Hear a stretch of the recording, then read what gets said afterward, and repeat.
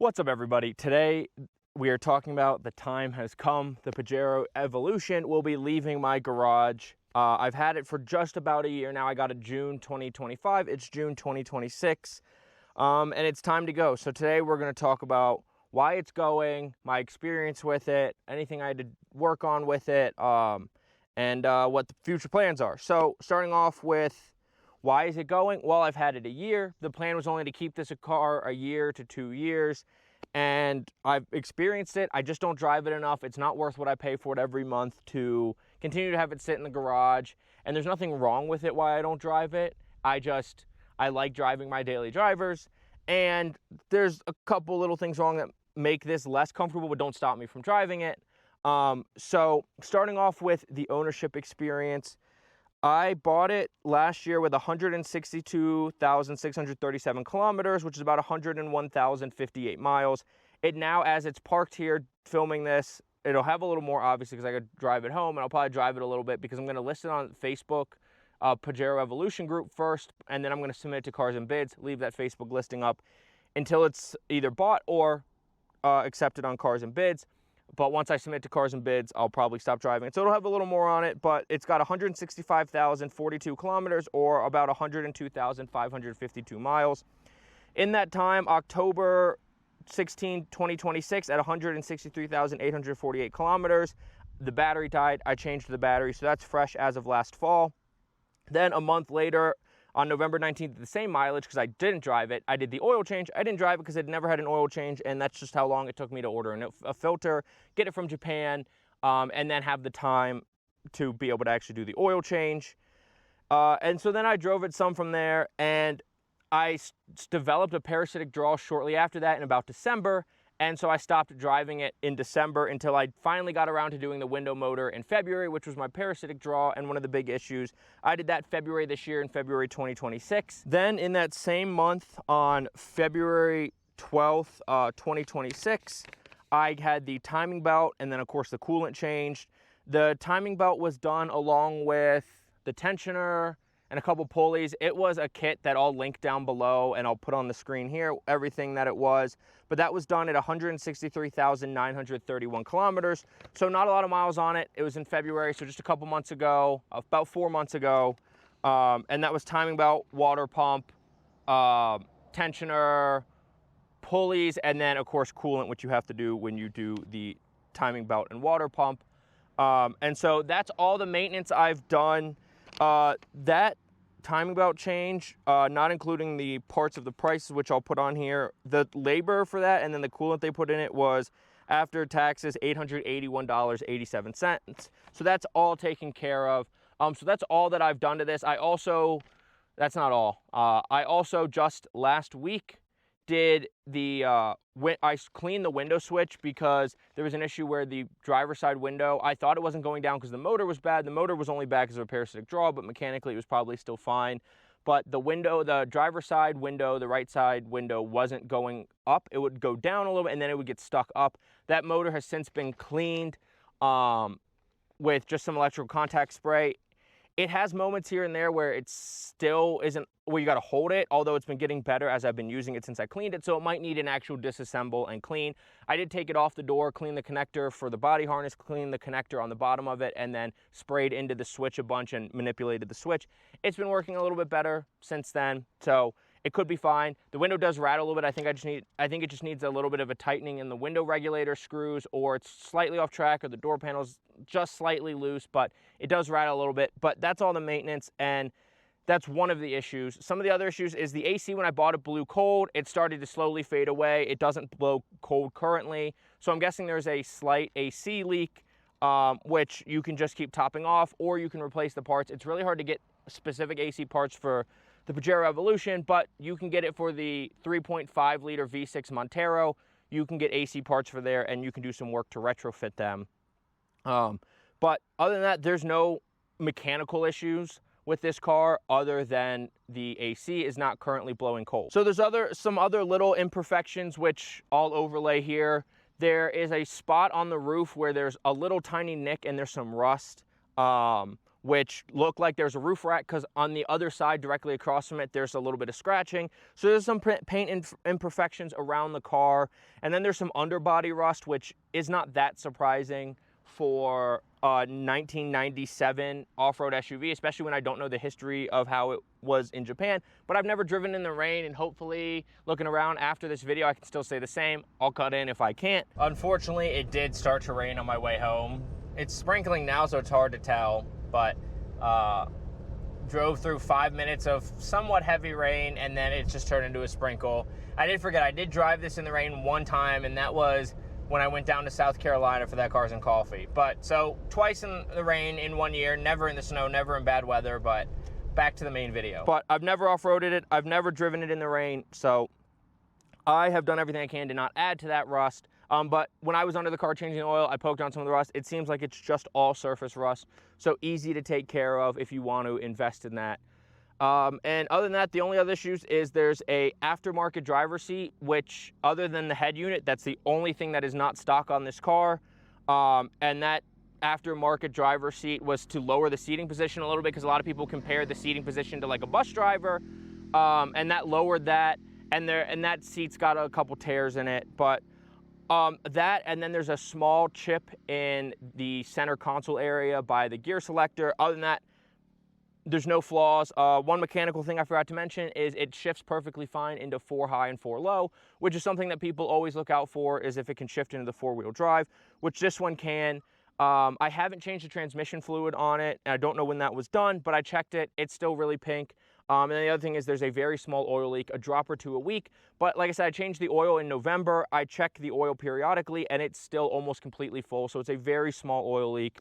Which is not that surprising. You probably just need to get some liquid gasket and re-gasket it. They don't have a paper one or a rubber one. It's a liquid gasket. You could get a custom rubber one made, I suppose. But that's really it for the flaws. As to what my plans are, so I'm going to get rid of it. I'm going to sell it either in the Facebook group or Cars and Bids or whatever.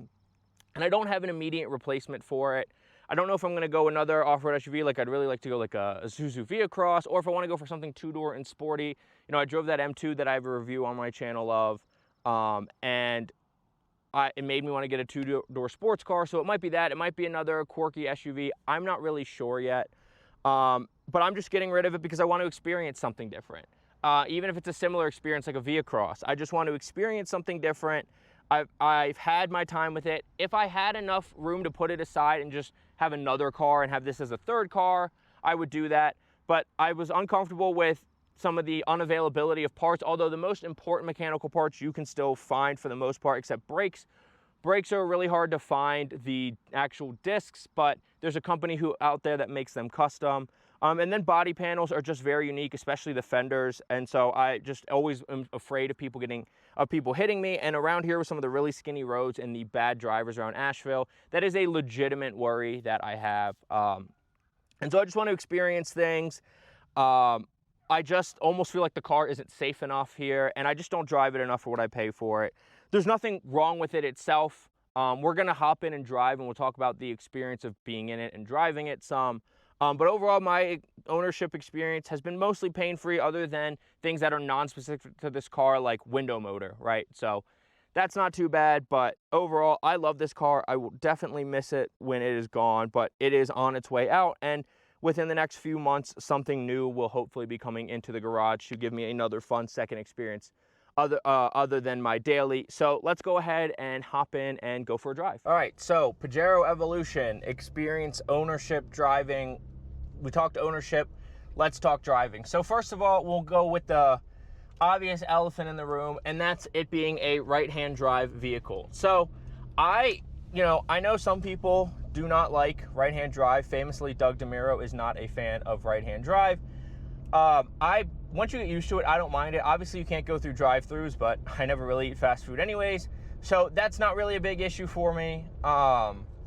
So right-hand drive, I think it's fine. It does definitely take getting some used to, and I will 100% like jump in my left-hand drive daily and hit the stalks wrong, and then after driving that a while, jump in my right-hand drive Pajero and hit the stalks wrong. So other than that, right-hand drive is perfectly fine and something easy to get used to.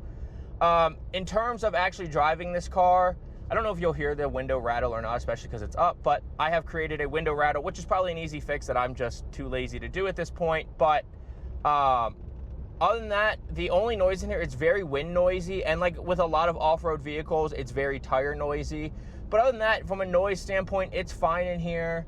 From a ride standpoint, it's a little bit different. This being a homologation special, it definitely has some harsher suspension, and so it's not extremely comfortable. If you don't have really smooth roads, you're going to be feeling a lot of the bumps. So if you want to deal with that, that's kind of up to you and what you're willing to put up with.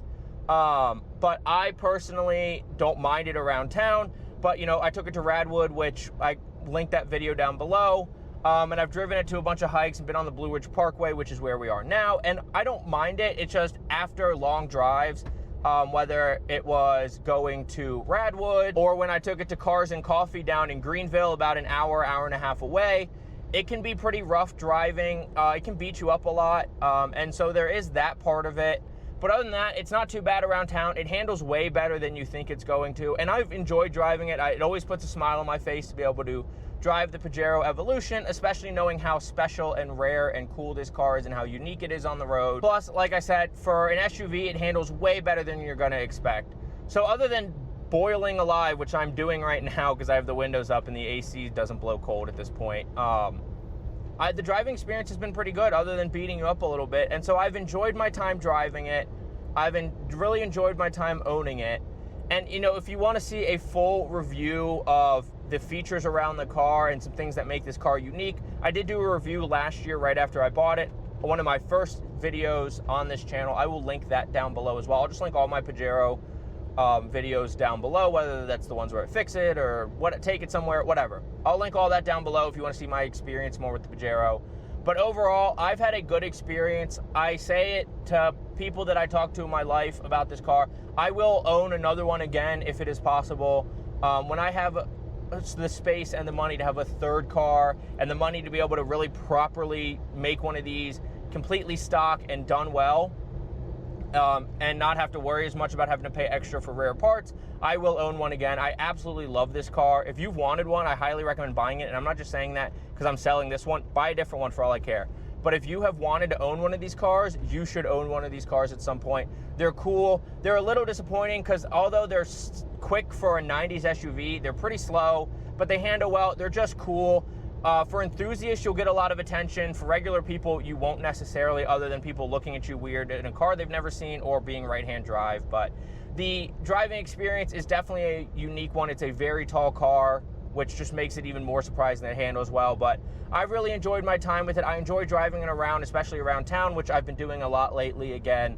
It almost makes me not want to sell this car, but it is time to move on to a new experience. But overall, you know, if you just talk about ownership specific to the Pajero and driving it and everything, it's been like an 8 out of 10 for me. If you talk about it, you know, in general of owning late 90s cars, it's been like a 7 out of 10 for me. Like I said, I really want to own one again. I'd like to get a lower mileage one, a like perfect one. That would be something really special, and then do a full mechanical refresh on it. That's the dream one day. Hopefully this isn't the last Pajero Evolution I own, and hopefully it puts a big smile on somebody else's face. But that's the Pajero Evolution. It's time to move on from it. Its time with me has come to an end. And I just, honestly, part of it too is it deserves a better home that's going to either off-road it or really redo it, and just a even better home than I can offer. But thank you so much for watching. Let me know down in the comments down below what you think of the Pajero Evolution or my decision to get rid of it. And do you want one? Would you stay away from it? Let me know what you think in the comments down below. And please don't forget to like, subscribe, and hit that notification bell. If you like car content, you like me, you want to see more of me and my car content, make sure you're subscribed and notified. And check out the links down below. I have TikTok and Instagram for cars, as well as for hiking. If you're into hiking, I have YouTube, Instagram, TikTok. If you want to support me here or there or anywhere, I always appreciate it. But thank you so much for watching. I will see you in the next video. Have a good day.